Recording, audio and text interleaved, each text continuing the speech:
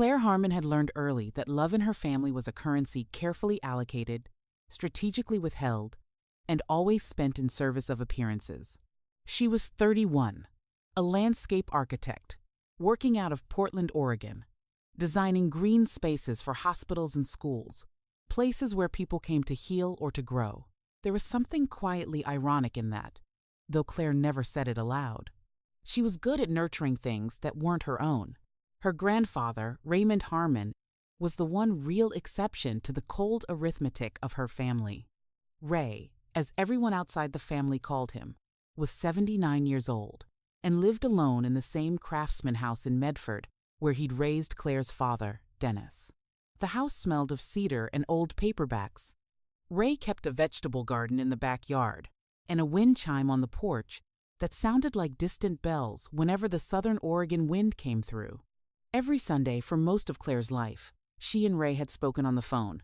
Not the performative kind of phone call her parents made checking boxes, managing optics, but real conversations. About architecture, about history, about the small injustices of being alive.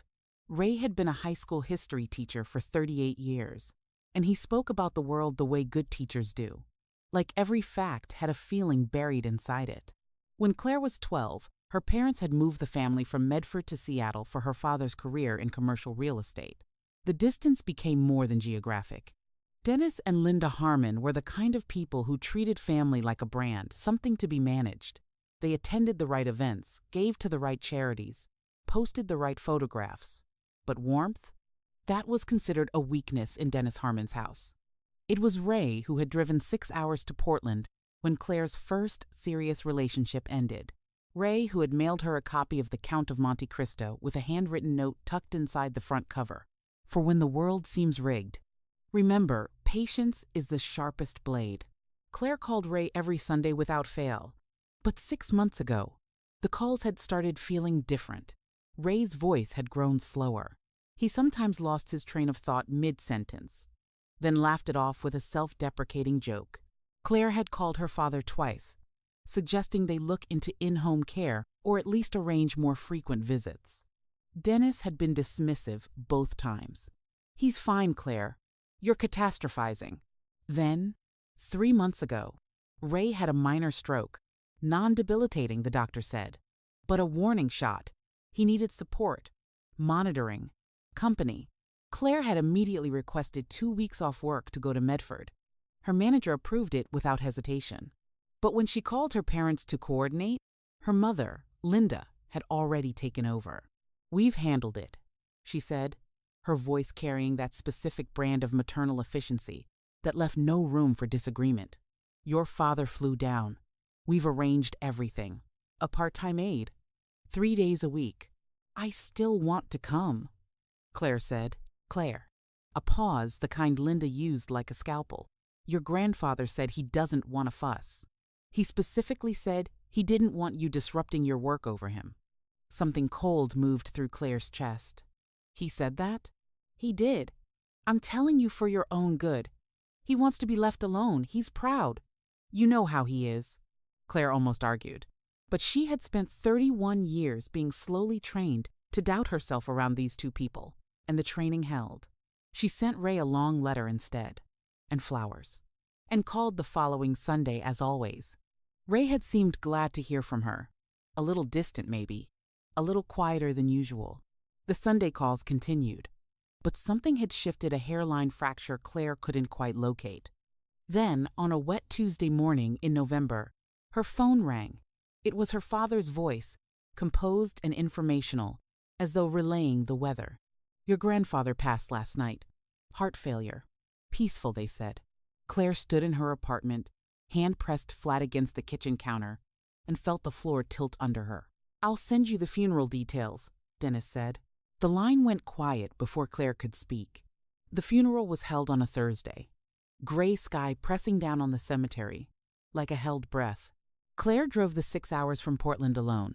She arrived at the graveside service to find a small gathering, a few of Ray's former colleagues, 2 neighbors, and her parents standing at the front with the quiet authority of people who had managed the occasion entirely. Linda was in black, composed and elegant.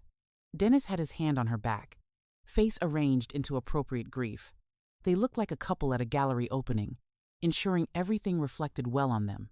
Claire stood slightly apart from them. She hadn't slept.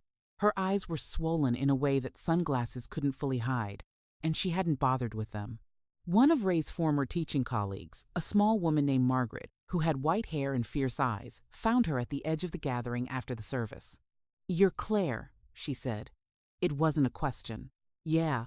Ray talked about you constantly." She held Claire's hand in both of hers. "He was so proud of you.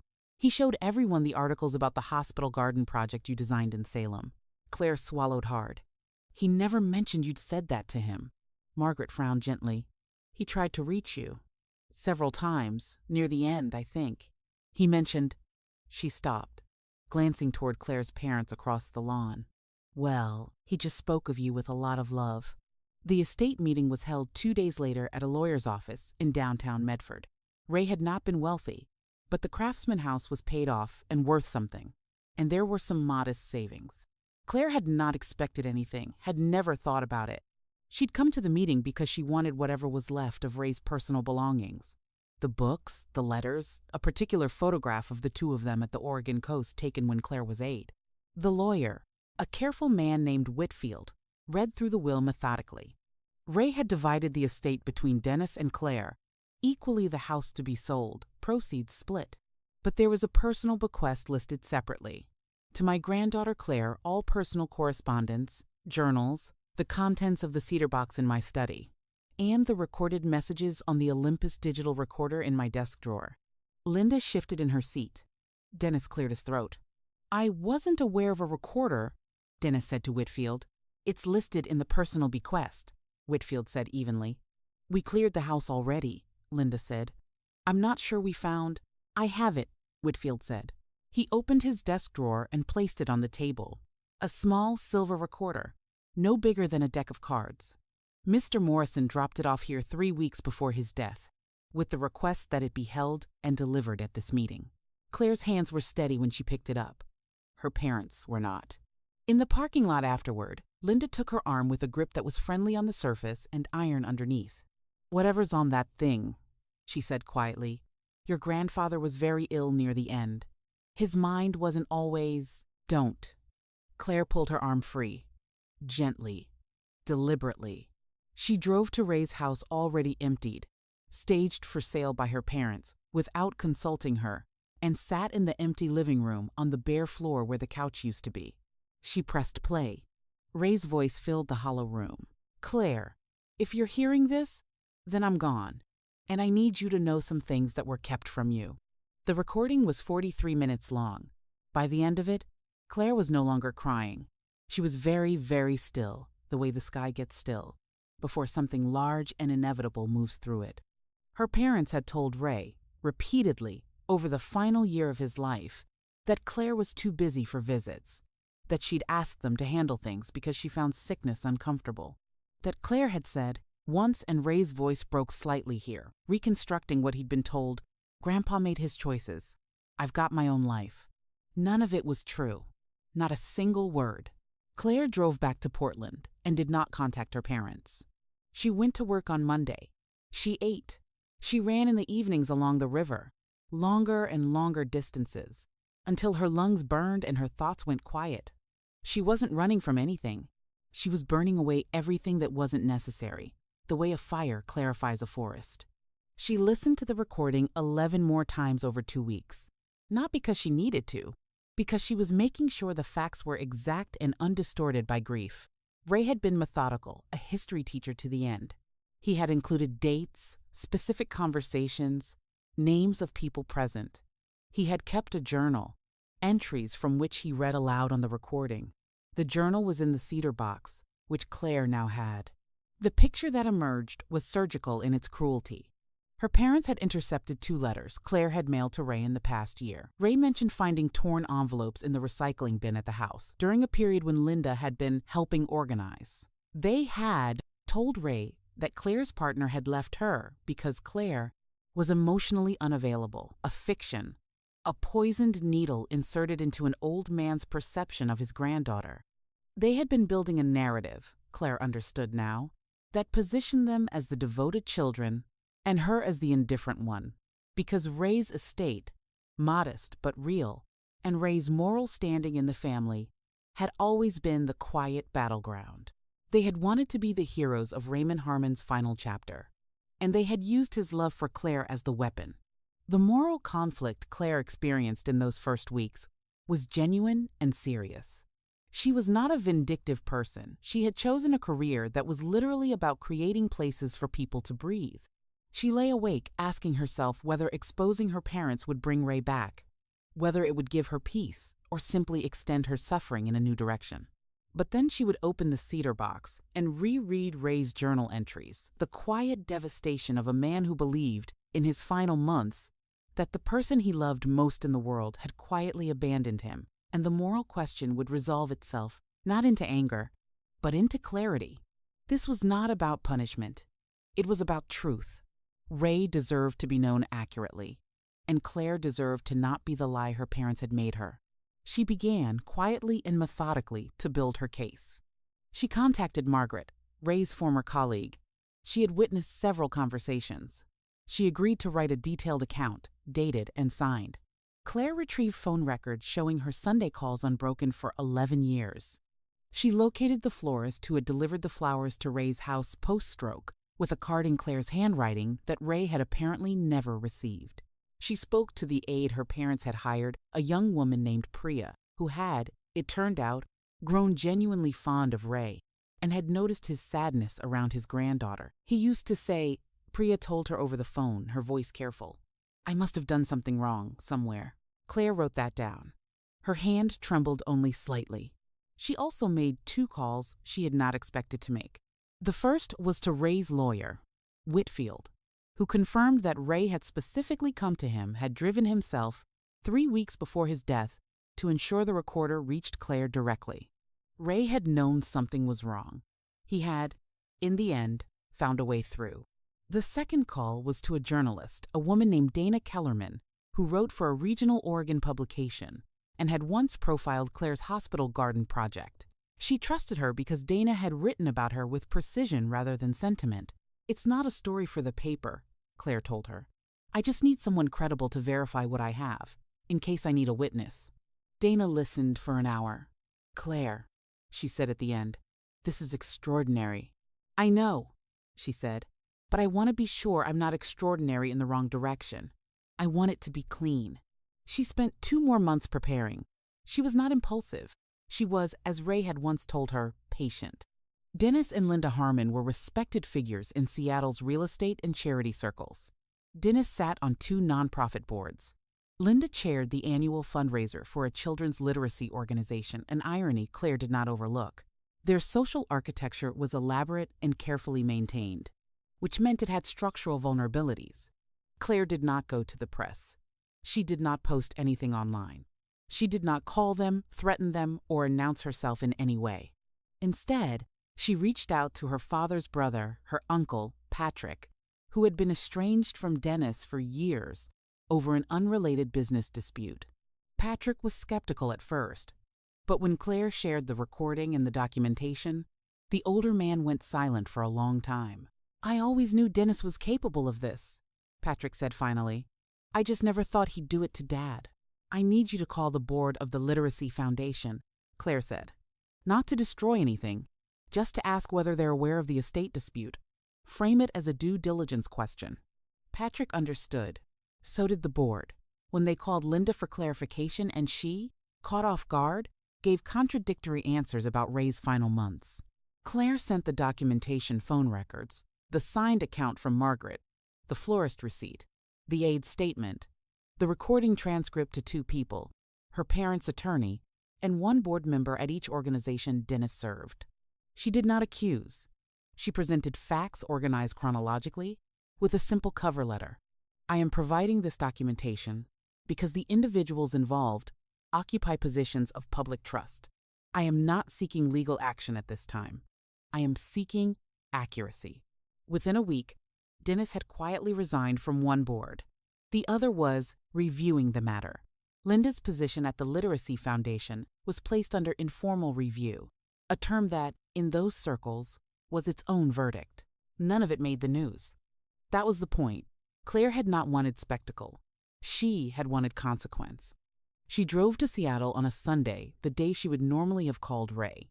She sat in her car outside her parents' house for 20 minutes, watching the light inside move behind curtained windows. Her reflection stared back at her from the rearview mirror, composed, clear-eyed, unrecognizable from the girl who had spent a lifetime shrinking herself to fit their expectations. She walked to the door. Her mother answered. Linda's face moved through 3 expressions in under 2 seconds. Surprise, calculation, and something that might have been fear. Claire, I won't come in, she said. I just needed you to know in person that I know. Everything. All of it. Dennis appeared behind Linda in the hallway, still holding a glass of wine, his posture shifting almost imperceptibly. The organizations know, Claire continued, her voice even almost gentle. Patrick knows. Whitfield has a sealed copy of everything in the event anything ever changes. This isn't a threat, it's just a fact. Linda's composure fractured along one specific line, her eyes. Claire, your grandfather was confused near the end. His memory, he was a history teacher, Claire said. He recorded dates, names, and primary sources. He drove himself to a lawyer's office 3 weeks before he died to make sure I heard him. She paused. He wasn't confused. He was thorough. She turned to leave. Her father's voice came from behind her, quieter than Claire had ever heard it, stripped of its usual authority, naked in a way that surprised even her. What do you want from us? Claire looked back once. She held his gaze for a long moment, long enough for him to understand that she was not afraid, had perhaps never needed to be afraid, and that the power he had held over her had always been borrowed. Nothing, she said. That's the whole point. She expected to feel something sharp and satisfying, the clean snap of a bone set right. Instead, driving south on I-5, through the long gray corridor between Seattle and Portland, Claire felt something quieter and stranger, a kind of spaciousness, as though a room inside her had been emptied of furniture that had never belonged there.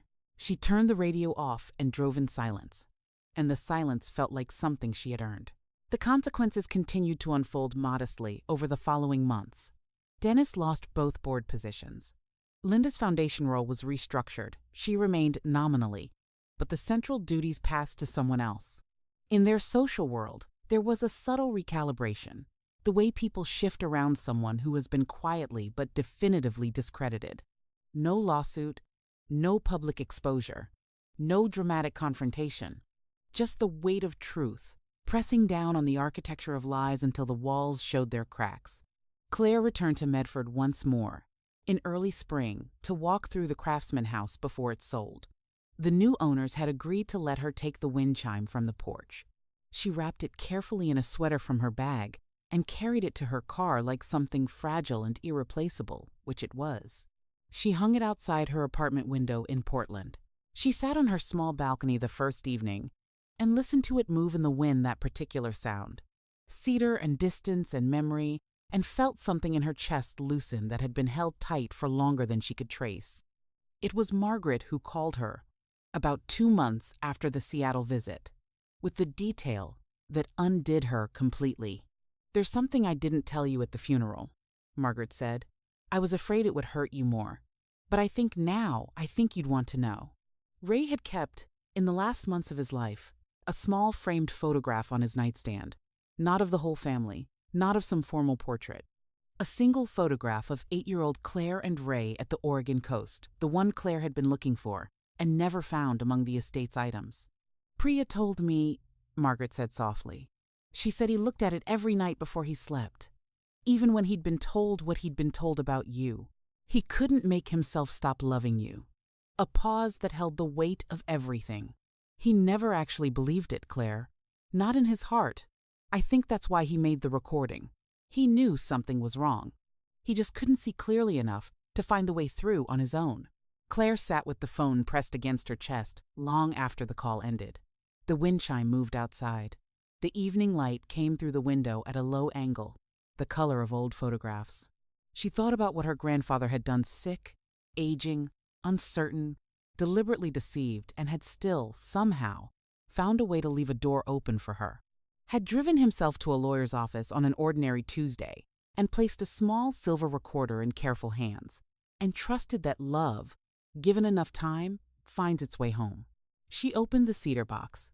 Inside, the journal, the documentation, the recorder, and the photograph, which had turned up in a separate envelope Whitfield had held, with a note in Ray's deliberate teacher's handwriting. "I'm keeping this safe. In case someone needs to find their way back." Claire pressed her fingers to the photograph, her 8-year-old self squinting into the Oregon sun, Ray's arm around her shoulders, both of them laughing at something just outside the frame. She thought about revenge, whether this had been it, whether the word even applied to what she had done. She had not destroyed her parents. She had not set out to. She had set out to make the truth visible, and the truth had done what truth always does when given enough space, enough patience, enough time. She thought about what Ray had taught her, lesson by careful lesson, about the arc of history, that the great cruelties are rarely dramatic. They are quiet. They are patient. They are carried out by small people, making small decisions in small rooms, counting on the silence of those they've wronged. And so, sometimes, is the answer. Claire closed the cedar box and set it gently on the shelf beside her window, where the light could reach it.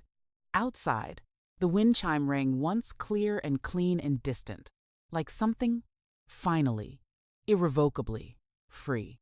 The most devastating thing you can do to people who built their lives on a lie is simply to remain undeniably, quietly, permanently present, and let the truth do what love always knew it could: